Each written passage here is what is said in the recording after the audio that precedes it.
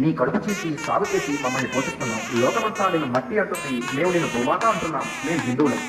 లోకమంతా వెలుగునిచ్చావు, మా బతుకు దీపమై నిలిచావు. ఇతరులు నిన్ను మండే అగ్నిగోళం అన్నారు, మేము నిన్ను సూర్య నారాయణమూర్తి అన్నాం. సూర్య భగవానుడు అంటున్నాం. మేము హిందువులం. నీ స్పర్శతో వీరు భూములు బంగారు భూములయ్యాయి. నీ చొరవతో మహాత్ముల ఆత్మనాదం చల్లారింది. అన్యులు నేను జల ప్రవాహం అన్నాం. మేము నిన్ను నదీర్మ తల్లి అంటాం. మా ఇంటి ఆడపడుచులాగా లాంఛనాలిస్తాం, ఆరతులిస్తాం, పుష్కర సంబరాలు చేస్తాం. మేము హిందువులం. అణువులోను పరమాణువులోను పరమాత్మను దర్శించగల వివేకవంతులం. మేము హిందువులం. జన్మనిచ్చిన తల్లి, నడవడిక నేర్పిన నాన్న, విద్య నేర్పిన గురువుకి అది వారి బాధ్యత అన్నారు అంతా. కానీ మేము మాతృదేవోభవ, పితృదేవోభవ, ఆచార్య దేవోభవ అన్నాం. మేము హిందువులం. భరతఖండం రత్నగర్భ, వేదభూమి, తపోభూమి, ధన సంపదకి, జ్ఞాన సంపదకి పుట్టినది. అడిగితే భిక్షం పెట్టేవాళ్ళం, పంచి ఇచ్చే ఔదార్యం మాది. మేము హిందువులం. ప్రపంచంలోని పాశ్చాత్య దేశాలు తిరిగిన బట్టలతో తిరిగినప్పుడే పట్టుబట్టలు పెట్టిన చరిత్ర మాది.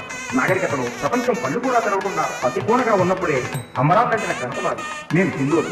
మహోన్నతమైన సనాతన సంస్కృతి వాడుతున్నాం అని తలుచుకున్నప్పుడల్లా మా హృదయం ఉప్పొంగుతుంది. మా కళ్ళల్లో వెలుగు వస్తుంది.